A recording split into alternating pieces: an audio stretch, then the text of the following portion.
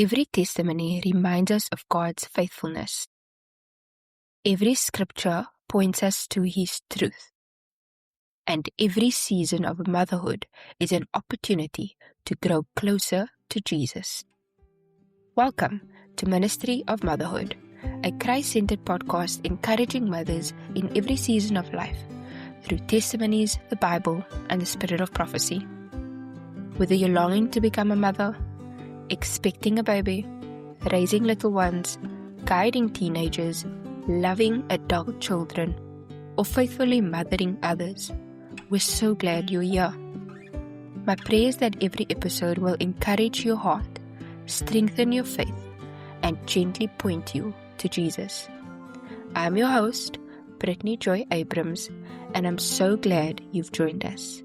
Now, let's begin today's conversation. Ecclesiastes 4 verse 9 and 10 says, 2 are better than 1 because they have a good reward for their labor. For if they fall, one will lift up his fellow, but woe to him that is alone when he falleth, for he hath not another to help him up. With those words, I am so excited for episode 6. Episode 6 is going to include the person that God has given me. He's my everything. He's my husband. His name is Shane. And I'm so excited to host him today. I'm so excited that he's here. He is sitting next to me. Normally, when I have my podcast recordings, I have the person sit in a different room, different house, and they join me in on the podcast. But today I've got him sitting right next to me, and I'm so happy that he's here. The episode title for today is Marriage After Baby. I'm going to be interviewing Shane as our special guest. He is going to answer a couple of questions as the father to Samuel. He's also going to be sharing some insight on a father perspective and what he's learned and the lessons that he'd like to share with newborn fathers out there. And so I'm really excited. I would like to feature Shane in at least one episode every season, so do stay tuned for future sessions and discussions between the two of us. Welcome, Shane. Thank you, Brittany, for having me. Yeah, okay.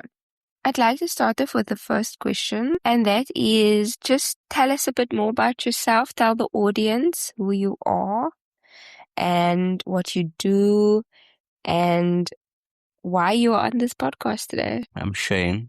I'm Brittany's husband, and I'm a digital designer, graphic designer, anything digital. I'm a very versatile designer, and I'm here to talk about my experience as a newborn father, a marriage partner to Brittany, and a overall experience that we've been going through over the past, I would say, year and a half almost.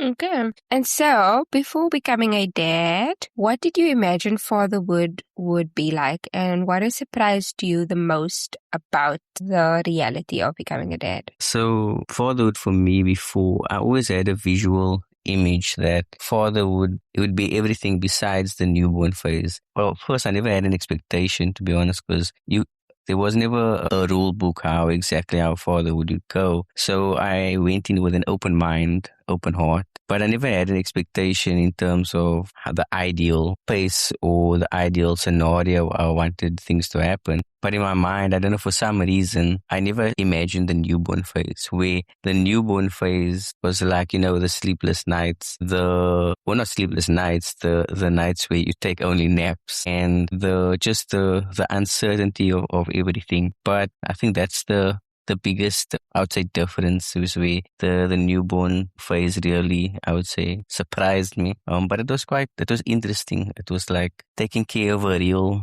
Tamagotchi. But what is the second part of the question? Yeah, just what has surprised you the most? Yeah, I think the two things actually. The newborn phase aspect, where it's just this baby that's just there. It wakes up, it cries, it poops, eats, and repeat. And the other part was just being more, I would say, supportive towards you as my wife, just being there for you through physical, emotional, mental deload, things like that, being a lot more supportive during that newborn phase. Okay, and what would you say the biggest adjustment has been since Samuel has been around? Making Samuel my priority instead of being self-focused or focused on us. I would say more focused on him. So when he wakes up, make sure that he's sorted before you do anything else, that everything he needs he gets, and then you basically sort out yourself, whether it's simple as brushing your teeth or washing your face or even showering, making sure that he's done, he's happy. There's no fuss, and then you feel have a more clear mind on what you need to focus on. That's interesting. It's one of the practical ways that God teaches us to put others before ourselves. Mm. And he uses children, babies, especially the newborn phase. I think the newborn phase is the one phase where you get this like shock or surprise that like this is what sacrificial love is all about. Mm. Practically having to put this baby, this other human being before yourself. And I think that's different also from marriage, because marriage, you go into it with the understanding that I'm about to commit my life to this person. But even when you get married, you actually don't know practically, oh, okay, getting married means I will have to wake up and I'm sleeping next to somebody and I should go out of my way to make them breakfast or to do something nice for them. But that kind of love and sacrificial love is also quite different to having a newborn. Because the newborn doesn't understand, they don't have this understanding of you give me something, I give you something, and that's how we give love to each other. No, like the newborn doesn't come in with that understanding. You are the one for that first period of that child's life that is just giving, giving, giving, giving, giving. And this baby is not consciously giving back in return. Mm. So I think that is like a very big lesson we can learn, about sacrificial love.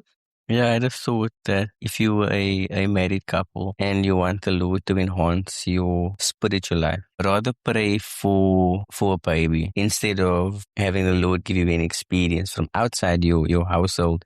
Ask the Lord for inside your household, and He can give you a newborn, a baby, whether it's through adoption or whether it's through pregnancy. But that way you will learn to be self-sacrificing and to be selfless, because there's a totally new person that you need to take care of. Yeah, having a baby definitely does. I can see how having a baby can help you to refine your character forever. So, what do you think is something fathers experience during the newborn season that mothers may not always see or understand? I think the two things would be that I can just think of would be I would say the eagerness, the more of a eagerness to provide in terms of to make sure that there's enough of everything, whether it's financially, if your baby needs to go to see a doctor, or if your wife needs to go see a doctor, that there's no worry financially to take care of things, to buy extra things, to anything that's needed, or even sometimes anything that's wanted. Even like your wife has a craving for something, so you want to maybe just get her something that she has a craving for. So I think something financially or within your household, everything is provided. There's a roof over your head. There's transport. The house is full of food. Things like that, and then. I think the other aspect, a husband still craves his wife. Sometimes it's even more during that season. I think it could just be because of the fact that you see your wife become a mother, so you see a different side of her. So you do have or me personally, you do have a deeper desire for her. And as a husband, you also have to be understanding that your baby is a priority during that time. But I also think it is important that the mother is aware that your husband still desires you on a physical level. So it doesn't always have to be intimacy, but even sometimes a kiss, a passionate kiss or a long hug does go a long way, where like we refer to it as our love tank, where it actually gets full just from that physical interaction. That's interesting. So we talked about your relation to your newborn and to your wife. But when we read in scripture, we know of a Bible character named Enoch, and he had a relationship with God. But the Bible records that it was only after he had a son that now all of a sudden the Bible says, and Enoch walked with God, right? And we can find that in Genesis. So how has becoming a father affected your relationship with God? I think it's allowed me to rely on him a lot more. Especially when Samuel's fussy, he's fighting his sleep, or there's just something that's going on that I don't know what's going on. Because you have to differentiate. Is he hungry? Is his nappy dirty? Is he teething? Does he have a wind? Is it reflux? So there's a lot of factors you have to cross out, and then sometimes you cross out all the things and then you don't know. But you also, in the whole motion of the ocean, you're like, Lord, I don't know what's happening, but I need you to give me the wisdom to figure this out. And sometimes things figures out before you tick off all the checklist. Things happen. Sometimes the Lord even allows things to, just like the burp just comes out and then the baby's calm again. So I think relying on him through the fussy times, and even the experience of with the example of Abraham and Isaac, to actually, the Lord has blessed you with a son. So if the Lord asks you, you need to offer him up as a sacrifice in whatever form that may be. How do you process that? So just thinking of what went through Abraham's mind, and I would say even admire Abraham's response, because it was just I believe it was without hesitation, without a doubt. And like, Lord, I trust you, even though you said there's going to be a big nation at least, that's going to come from my offspring. So I trust you in this process. So in the same way, I can only imagine how the Lord sacrificed his son, was willing to allow his son to die for a human race, that it's only a possibility that they would even repent and acknowledge him for who he is. Just to think of that scenario and compare it to myself, like, would I be willing to give up Samuel for even the smallest inconvenience for someone else? It just makes me think that the love I have is a lot different from the love that God has, and it's a love that I aspire to have, because I tend to have favorites when it comes to Samuel and other children, which in the human nature, it's not wrong, but in a love that reflects Christ, it's not a love that we're supposed to have. So you've become more reliant on God, and you've seen a different side of what it means to love, Yeah. and to give up a lot of your personal wants and needs to make sure that your little human is catered for, and then you focus on yourself. Actually, first the human, then your wife, and then you. Mhm. Okay, so men generally want to fix things, right? That's one of the reasons why they are great problem solvers. But when it comes to marriage, they can tend to step on toes in trying to fix things, and specifically their wife's toes, right? Because sometimes for a wife, what's more important is that you just listen at that point in time and not try to fix the situation. So now if you add that component along with the stress of the newborn season, right? There can be a lot of pressure on fathers to fix things when their wife is struggling, right? So what have you learned about when to fix, when to listen, and when to simply just be present? This is a difficult one. I feel like I'm still in the learning phase. And I think a lot of to differentiate between those three aspects, it really comes with divine wisdom. Because even before Samuel, we used to go through scenarios where I wasn't sure if I needed to listen or if I needed to just do. So there was, I think the Lord has really blessed me with the wisdom in our relationship, where I think during our interaction, I would ask the Lord, I have no idea what I'm supposed to do. And He would give me the wisdom whether I just need to listen to you or just listen to you venting and not trying to be like, okay, this is what I'm going to do. And sometimes it's also with the communication. If you're really unsure, asking comes a long way, where you can just ask your partner, or I would ask you. So if I understand you correctly, this is what you're saying, but what is your expectation? Would you like to vent, or would you like me to solve this particular issue or problem that you are having? So I think the communication aspect is vital first and foremost, and follow through would be with whatever is needed. And I think you would, through the communication, you would learn through the Lord's guidance what needs to be fixed, you just need a listening ear. Okay, let's give the audience an example, right? During the newborn phase, I went through, right at the beginning, I went through like the baby blues. And you remember how emotionally tough that was for me. And it required you to mainly listen because there was almost nothing that you could actually do. Just maybe like talk about that example. And if there's another example that comes to your mind of where you can demonstrate the difference between the two. This one was specific to listening and just being present because you couldn't fix how I was feeling at that point in time. So talk to that, like how did that make you feel, and how did relying on God at that point, how did that look practically?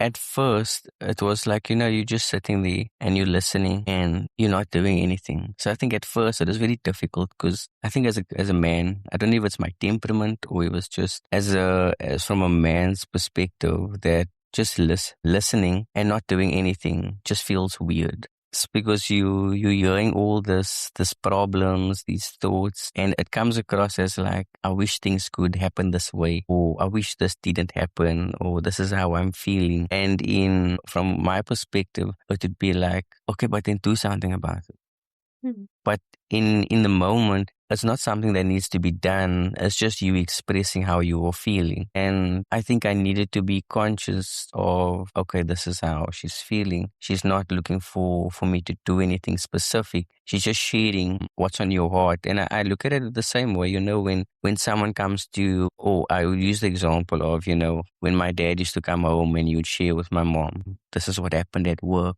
This is what this manager said to this manager. And like, can you believe it? And it's not like my mom's going to go like, okay, my dad is having a tough time at work. She's going to go tomorrow and sort out these managers because how dare they speak like this in front of my husband? So I use that image and be like, okay, Brittany's sharing this information with me and it's something I should take note of because this is how she's feeling. And then my response would be more out of compassion and understanding instead of wanting to fix things. And I think during the whole, I would say when you vent or you just share how you feel, and then during that process, I would speak to the Lord within my mind and I'd be like, Lord, help me to keep focus because sometimes you get lost in thought with trying to think on why is Brittany doing this? Why is she sharing all this information with me? But just to ask the Lord, keep me attentive to what Brittany is sharing on her heart so that my response is more present and it's more practical in terms of acknowledging how you feel and just being a emotional support for you.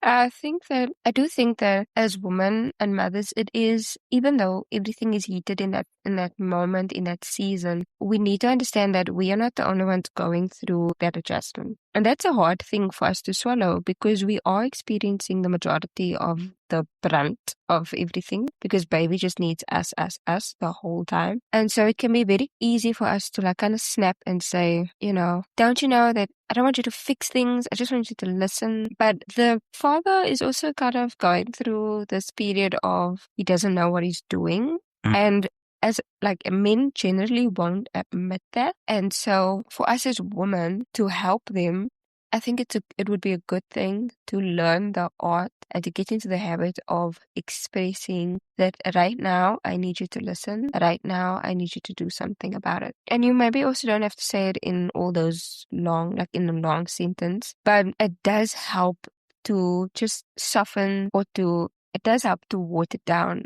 a lot of the heat that's happening in that season, in the midst of that crazy season. Speak to an example of when you actually had to do something. Does anything come to mind right now where I was venting, and I actually wanted you to do something about it, and you did actually follow through on it? I think the only thing that comes to mind is with the nighttime routine. where you would share that it was a lot for you to feed, to burp him, and then sometimes even change his nappy because to go through like 12 nappies, maybe that's an exaggeration, but I would say 6 to 10 nappies in a night as a newborn was a lot for I would say just for you as a mother, as one person to change continuously. So to do something practically was that we spoke and you shared how you felt, and then you're like, okay, let's split what needs to be done. So you feed, I burp, and then we split who does the nappies. And I was just thinking of the example of, there's that image where there's sometimes the wife is on 20% and the husband is on 80. And then the one who's necessarily stronger physically does the changing of the nappies throughout maybe the whole night. And then sometimes you feel that you are maybe a bit more energized because that would maybe helped a lot more the night before. So you would focus on the next night. So doing the physical a lot more intentionally than what is expected or even agreed upon. Because sometimes, yes, you set rules and you set an agreement. This is what I'm going to do. This is what you're going to do. But I mean, if you feel that you're wanting to do something extra, and I think that's also where the self-sacrificing comes in with regards to your partner. Just go the extra mile. Because I had a thought as you were speaking before, we don't fight against each other. There's a common task. I don't want to say problem, but a common task at hand, and is that's taking care of Samuel. So making sure that things get done in whatever form that may be, it has to get done. So even if I'm doing 100%, you may be just feeding and I do everything else. If I have the energy and I communicate it, that's fine. You rest, let me do it. Or you shared with many times with me before where you would be like, no, it's fine. I got this. Sometimes you do that because you're frustrated or you're upset with me. But then you do everything. But a lot of the times it's where you actually do want to do more because of how I've helped you maybe the night before or during the day. I was a lot more intentional about how I did things when it came to Samuel or towards you or around the house, that you just feel that, okay, I feel like he deserves maybe just a bit of extra rest. So you wouldn't maybe disturb me at night and then you would do what I said I would do. Yeah. Shame you use the word deserve. I don't look at you and be like, you deserve extra rest. I think it's just understanding, choosing to understand that your husband is just as human as you are. Yes, as a woman, you did experience a lot more of the pain during pregnancy, during the birth process, and during the breast milk. But I felt the breastfeeding. pain with you. Oh, no, shame. I was holding your Shame. hand. I felt No, it no, no. all the way. No. You maybe felt it in a different way to see your wife go through all of that. You squeezed my hand quite hard. But you definitely did not experience exactly the same pain. And if there's any father out there today who thinks that I think our stomach cramps is quite severe sometimes. if there's any father out there today that is still that has this idea that they went through the exact same pain as their wife, please just stop in your tracks and just try to put yourself in your wife's shoes. You never would be able to, but just you did not go through That's the fine. same pain. I will have a support group for all those fathers out there. So anyway, yeah, it's not about deserving. It's just about choosing to understand that your husband is human just as much as you are, and his body's also needing to adjust physically. His mind is also needing to adjust mentally, and he is adjusting as someone who is a spiritual person as well. He's also adjusting with everything that is happening. So it's about giving him a chance to be also to be able to recover, to rest, and to recuperate so that he can actually support you a lot better. I've noticed that when Shane is too tired or too exhausted to support me, then his level of crankiness annoys me or triggers annoyance for me. And then we end up in this like spiral of going back and forth of who deserves more sleep or not based on all of the tasks that we did. But it just in the heat of that kind of argument, you take a moment to breathe and you're like, you know what? Both of us actually need rest. Both of us are going through this. We are experiencing it differently, but both of us are feeling the brunt of the newborn season. So we just need to take a breather, calm down, take a walk outside, and then come back and be like, okay, how are we going to tackle this? You know, both of us have vented that we are both exhausted. What can we do better next time? What can we do better with the nighttime routine or the daytime routine or whatever that looks like? Okay, so you also talked a bit about, you touched on like the fact that as a father, you've had to learn a lot of lessons, but there have also been times where you struggled to figure out when to do what, right? So I just want to talk a bit more about that struggle. Have there been moments when you felt like you didn't know what you were doing as a father? And then how did you deal with it? I felt like there was those moments all the time. Sometimes I still feel like there's those moments when Samuel goes through maybe a growth spurt and then there's something new that you can't figure out what's the problem. So I think to navigate through that was literally through prayer and your relationship with the Lord. Besides asking you, like Brittany, I don't know why Samuel's been crying or why is he moaning. Just also, I would say take initiative and not actually try to figure things out on your own. Because it's easy, like, the baby cries, the baby doesn't want to stop crying. Okay, give him back to his mother. But that's not necessarily practical in the sense that you are also your child's parent, and it's you don't want to get it into a habit as he grows older that I can't figure out how to talk to my child or how to help my child, so I'm just going to give him to his mother. But navigating through it, I think with trial and error and speaking to the Lord all the time really helps you build a relationship with the Lord, and it helps you to have a more calm approach. So when you're more calmer, you think more logically and you think more rationally, because it's easy to have your emotions heightened and you more tense physically, and your baby picks that up when you're trying to maybe settle them, trying to put them to sleep or whatever the case may be. Just having a more calm approach, because we've seen when we've given Samuel to someone to hold, and if they're a lot more calmer, then Samuel tends to be more calmer on their lap or in their arms, and is more settled.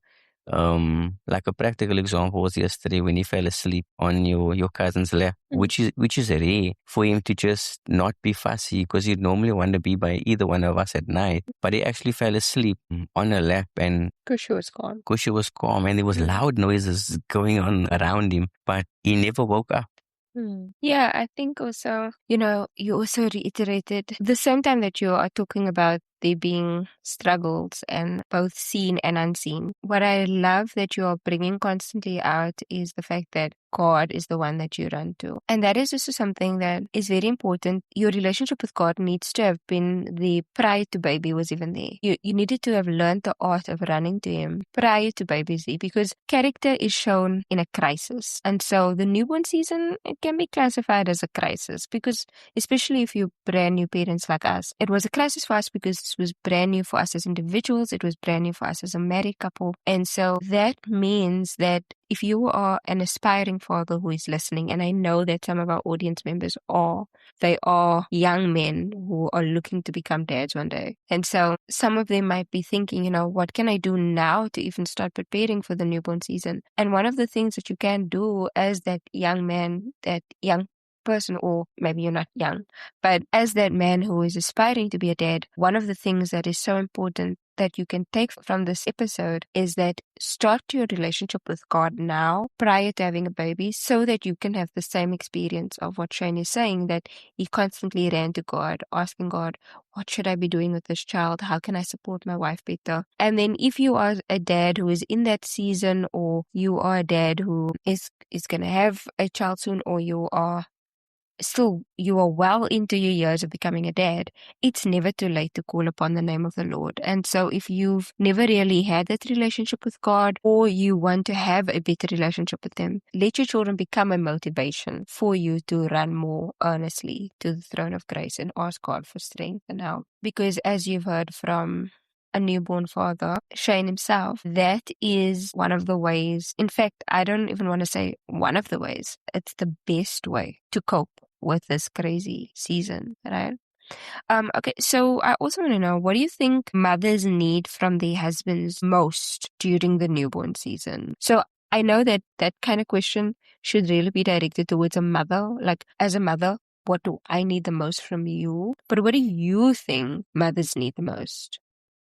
So I think from my perspective, I would say to have your husband's perspective changed, because Change now. so I would say, there's this perception that the mother needs to raise the child or the children, which we found not true. It takes both of you to raise, or it takes a village to raise a child, but to raise your child in your household, both of you need to be present. Both of you need to be intentional about and in agreement, especially on the do's and the don'ts, which I like.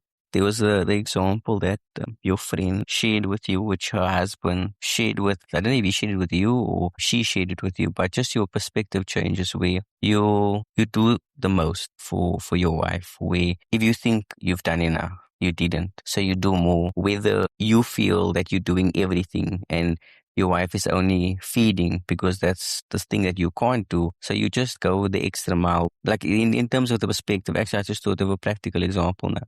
So, it's a perception that the woman needs to keep the house clean. But we've learned that in Genesis, God has given Adam the garden and he needed to tend to the garden, and the garden was his home. So he made sure that everything was sorted, everything was in order. The garden was kept neat, the garden was clean, everything was how it needed to be in order for it to be livable. And there was no way in Genesis where Eve came about and she started tending to the garden as her duty alone. She needed to make sure that Adam needed to eat. So if you change your perspective on this is my family, and I need to make sure that my family is well provided and catered for, whether it's making sure there's a clean house, the dishes are done, the washing is done, and making sure my wife is sorted with, she's been fed, even though you're the one that cooks for us because you are blessed with that talent.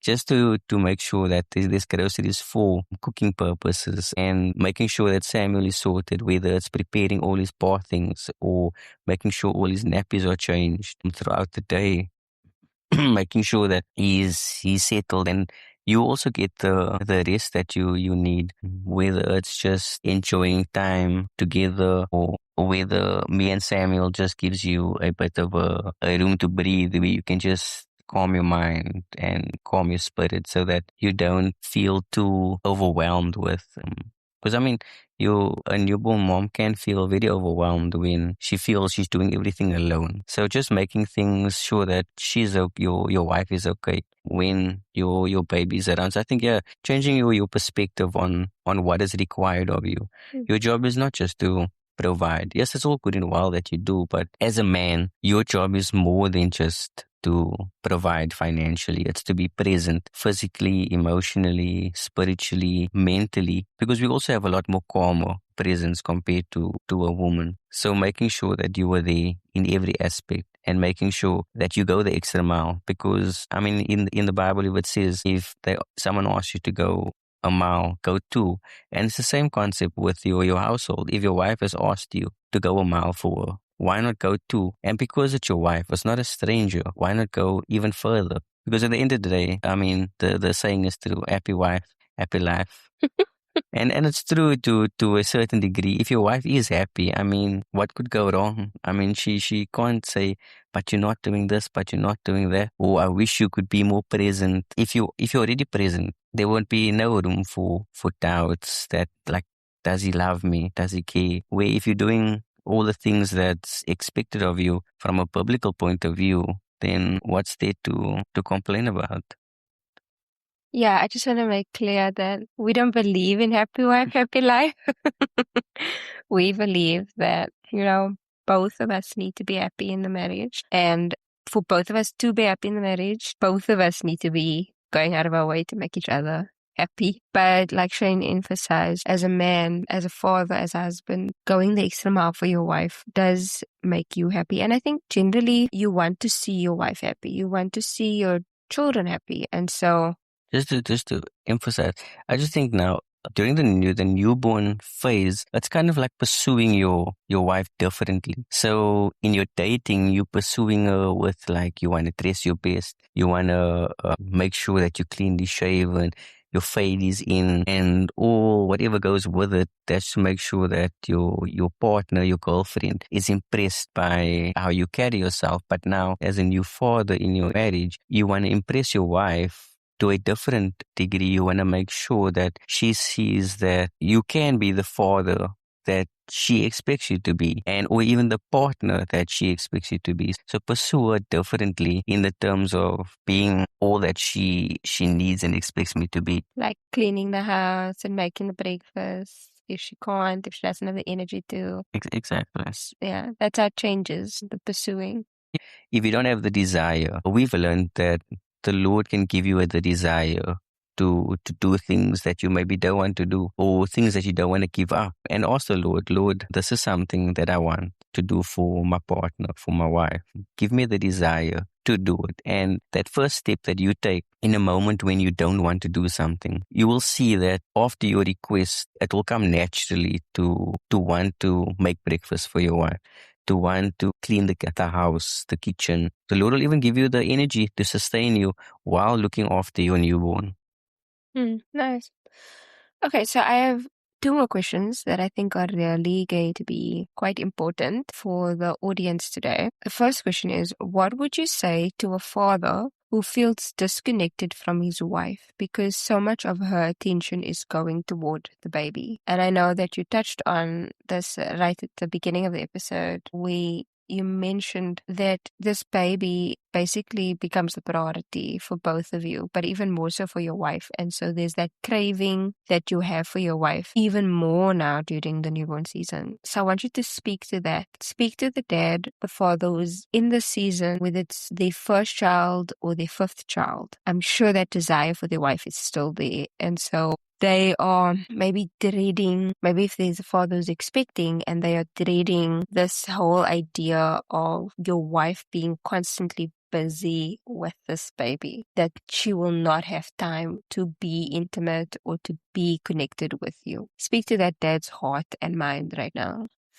I would say first and foremost, you are not alone. I felt disconnected, and I'm sure there's been many other fathers or husbands at least that's felt disconnected from their wife. And I think a practical way to want to be connected to your wife again would be, this is not in terms of, I would say, in order, but first and foremost, share your feelings with the Lord. Tell the Lord that, Lord, this is how I'm feeling. And getting that off your chest is already, it's a stepping stone to helping you rationalize how you are feeling, so that you can think more logically and realistically. And then just to emphasize on what I mentioned before, the question was that your wife has felt a lot more invested at that point in time with the baby and making sure the baby's catered for, feeding, burping, resting, and everything else. So that already gives you a clue to how you can answer that. If your wife is feeling overwhelmed that she's doing everything, then do things that takes a load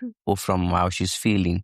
She's feeling burdened with so many chores, so much to-do list. Do some of those things, so that, just to emphasize on what I also mentioned before, that if you take things off your wife's to-do list, allow her the time to feel like a lady again. Because there's been times we've spoken and you've mentioned that you don't get to do things that you want to do, whether it's washing your hair, blowing your hair out, or just even getting dressed in the morning. So giving your partner that time to actually take care of themselves.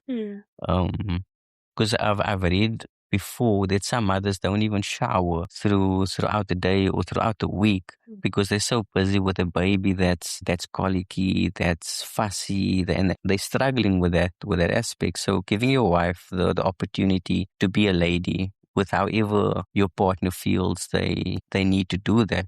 And a practical example would be, like, I would take Samuel, so that you could maybe spend an hour or two just relaxing in the bath with salts and making sure that your nails are looking neat, and doing your hair, making sure that plucking your eyebrows, whatever ladies need to do to feel like a lady. So giving them that opportunity to be themselves, so they don't feel like they're losing their individuality within the newborn phase. And that way, when you give them that opportunity, then they actually have more time to be present for you. So because you've taken a load off, they have a bit of free time to spend more time with you as their partner, so you can connect on a emotional level, on a physical level. So that, I would say, that's how you can look at it, because it's not you that's the problem. And you might also not be feeling that alone, because you might also have felt disconnected from your husband, from me, but because you were so focused on attending to Samuel, that giving you that I would say that time to do what you needed to do for yourself, it allowed you to want to do more for me also. Seeing Shane assist me with things around the house, and then hearing him also say, you know what, I'll take Samuel for an hour or two, and then you just go and have a bath, put like bubbles and everything and make it nice for yourself. Like that would sometimes bring tears to my eyes, because it's like I just needed to hear that, like this idea. And sometimes he would say that, and I would automatically have this new burst of energy, and I'd be like, no, it's okay. Like I actually feel energized to continue with the nightly routine. However, I would definitely advise a woman, like ladies, take the opportunity. But just hearing you say that helps me to feel noticed. It helps me to feel that you acknowledge the pain and the suffering that I'm feeling right now. And that gives me so much more motivation and just strength and like just energy to just keep going. To know that your husband notices you is one of the most encouraging things, especially during the newborn phase where everything just fades and you feel like you're losing yourself. So what I've heard from you is, number one, rely on God. Ask Him to help you with this desire of feeling disconnected or feeling like you want your wife, but you cannot. So run to Him, express how you feel. Just to reiterate, I would say rely on the Lord. Okay. And then the second one would be first checking with your wife on how she's doing before you express how you're feeling. So if you've been asking her and checking up on her, are you okay? Is there anything you need? How are you doing emotionally? How are you doing physically? Because women go through different things from natural birth to C-section births. So making sure that she's okay if there's any back pains. Because I know I've watched how you breastfeed, that sometimes it looks very uncomfortable because your back is hunched because he would only maybe feed in that position. So making sure she's okay physically, and and a tip that you should massage your wife's back. Yes. If you want to take care of her, and if you wanted to treat you very special, back massages are great. It's a way to go. And then my third point, after you've checked in with your wife, would be communicate with her, share how you feel, so that she also has an understanding on what you are experiencing when it comes to the whole process of a newborn phase. But I do want to emphasize that the women also need to be intentional about not keeping that against her husband, because it's easy for a husband to share how he feels, and then that's kept against him later on. Yeah. Down the line. And then the other point, of course, was just doing things for your wife and allowing her to become a lady again. Yeah. Okay. That's the 4 points. All right. And then my last question for you is, because you've already given us some good advice for men out there, I just want to know, from a father perspective, from a man perspective, what is something motherhood has taught you about your wife that you didn't understand before becoming a parent? Watching me, what is something that you were like, oh wow, I have a fresh perspective on what motherhood is all about? I would say that women are strong, not just physically to give birth, but to be consistent in caring for an individual, for a little baby. And we've had a special guest join us also now. So I think in motherhood, women are exceptionally strong in every shape and form. I don't think men would be able to endure even the physical, because I've seen reels on how they put those pain things on a man's stomach, and then he just goes through the most. So I think even that's already a practical example of how men won't be able to necessarily handle the pain. But I just think of that being overwhelmed emotionally, mentally, with all these thoughts and things. I think maybe men aren't strong enough to go through all that. We are there to be a leader in terms of making sure that your wife is okay, and allow her to go through those things. So I think we are there to be the support and take her hand when she needs a leading hand. Okay, that's interesting. So, woman, you are noticed. Your husband, the men around you, they do notice you, and they notice how strong you are. They notice how how God is using your body, your mind, your everything. They're noticing how strong you are and how God is using you as a woman to not only give birth to this baby, but also to show up consistently. And I know that sometimes as a woman, as a mother, especially in the newborn phase, you can feel that nobody notices the small little things that you do. But if you have a husband or you have a brother, or you have a father who's in the house and assisting you to take care of the baby, especially your husband will get to see the worst of the worst moments. And if he is there and if he's listening today, I hope that he felt inspired from a fellow father to take note of you as a woman. And if your husband is already doing that, kudos to him, and just thank God. Woman, thank God that you have a spouse like that. And then just to a word of encouragement to the fathers or to the aspiring dads out there, please continue to treat your wife with so much grace and pour out your love on her. And you've heard today on the different ways that you can do that. But most importantly, I think one of the most inspiring things that you can do as a man is to show your wife and your children who to run to in times of trouble, and that is God. And that will teach them subconsciously, it will teach them to do the same, to rely on God even more and more. Watching Shane, watching your husband kneel in prayer and just plead with God for your family, for your marriage. It really does inspire you as a mother, as a wife. It gives you so much courage and strength to just continue pushing through. And so be that example, that spiritual example, that priest in the home who needs to be the pillar of strength for his wife and his children. Shane, I'm going to ask you to say a word of prayer for the dads, say a word of prayer for the moms, but especially the dads out there who have taken the time to listen to the podcast for today. Most gracious, kind, and loving Father in heaven, I thank you, Lord, for this opportunity that we've had to talk about the importance of marriage, Lord, of having a baby and the blessing of having a baby. And I bring before you, Lord, all the newborn fathers, the aspiring fathers, and the mothers, and the aspiring mothers as well, Lord, and those all that seek to have a better understanding and a better relationship with you, Lord. I bring them all before you, and I ask, Lord, that you've blessed them with the opportunity, Lord, all according to your will. I pray that you guide them. I pray that you lead them, Lord. And I pray through all the interactions, all the conversations, that they may draw nearer, draw closer to you, Lord, and have a desire to first and foremost seek that relationship with you, Lord. And through knowing you, they may know what your will is for their lives. And I pray that you strengthen them, encourage them, and bless them with a peace, Lord, that surpasses all understanding. I pray this not because I'm worthy, but because of Jesus' precious name. Amen. Thank you so much for joining me today. I hope this conversation has encouraged you, strengthened your faith, and reminded you that you are never alone in your journey of motherhood. If this episode has been a blessing, I would love for you to subscribe, leave a review, and share it with another mother who may need this encouragement. Until next time, remember this: the work of motherhood is holy work, and the God who called you to this ministry will also give you the grace to fulfill it. May God richly bless you, and I'll see you in the next episode of Ministry of Motherhood.